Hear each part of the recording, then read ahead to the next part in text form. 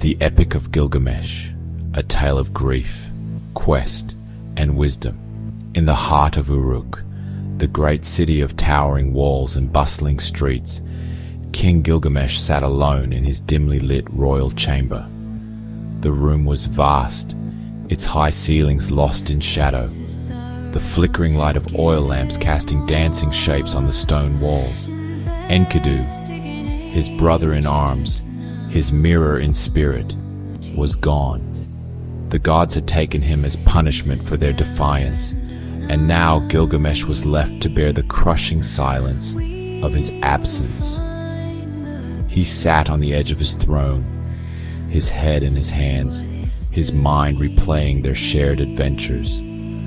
The roar of Humbaba's defeat in the cedar forest, the triumph over the bull of heaven, the night spent under the stars, laughing and dreaming of glory.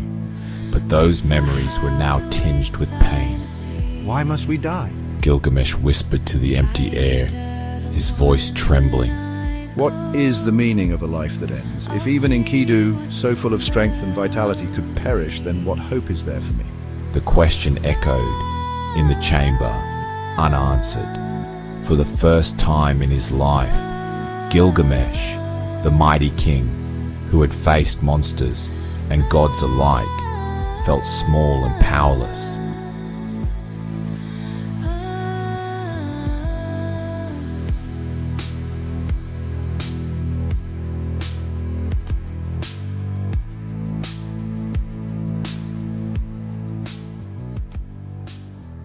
As dawn broke over Uruk, Gilgamesh rose from his chamber, his sorrow hardening into resolve. The city was a tapestry of life, vibrant and unyielding. Gilgamesh stood at the edge of the courtyard, his eyes sweeping over the scene. The contrast between the city's vitality and his inner turmoil struck him deeply. With a determined stride, he returned to his chamber to prepare for his journey. He gathered his weapons, his provisions, and his resolve. He would not let Enkidu's death be in vain.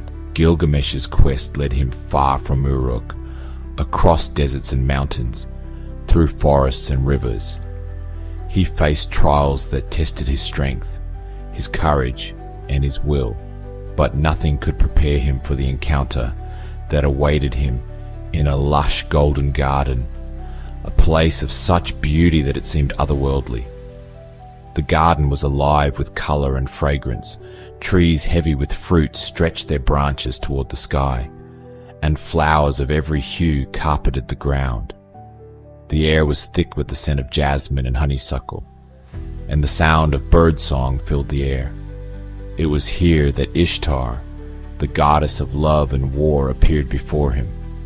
She was radiant, her beauty almost blinding. Her eyes sparkled with a dangerous allure, and her voice was like honey, sweet and intoxicating. Gilgamesh, why do you wander so far from Uruk? Stay with me and I will grant you riches beyond measure, love beyond compare. You will want for nothing. Your love is a storm, and I've seen the devastation it brings. I will not be another of your victims. You dare reject me? You will regret this, Gilgamesh. I will make sure of it.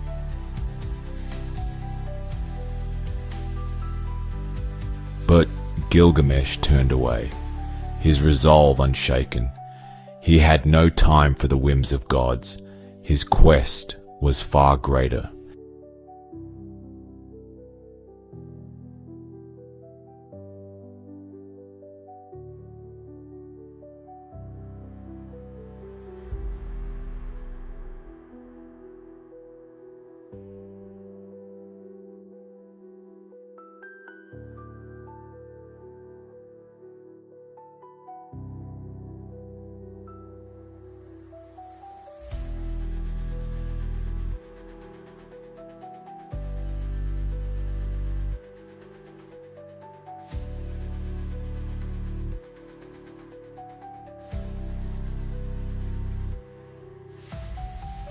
After many more trials, Gilgamesh reached the edge of the world, where the waters stretched endlessly to the horizon.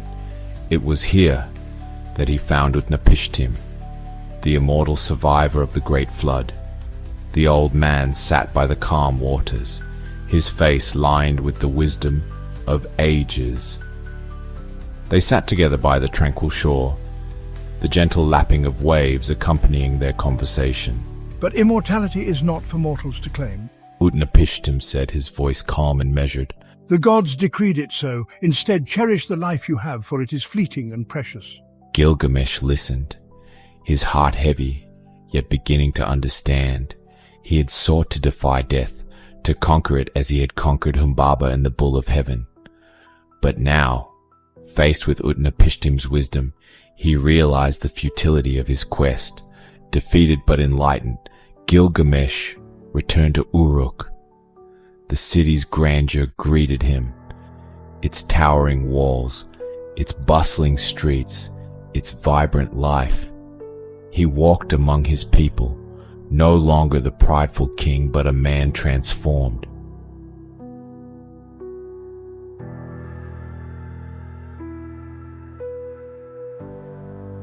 He saw the beauty in the fleeting moments, a child's laughter, a craftsman's skill, the setting sun casting golden light on the city he had built.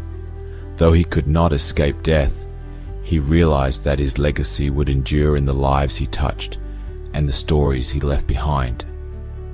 And so, Gilgamesh embraced the ephemeral beauty of life, finding peace in the knowledge that even kings must yield to time. His journey had not granted him immortality, but it had given him something far greater: wisdom.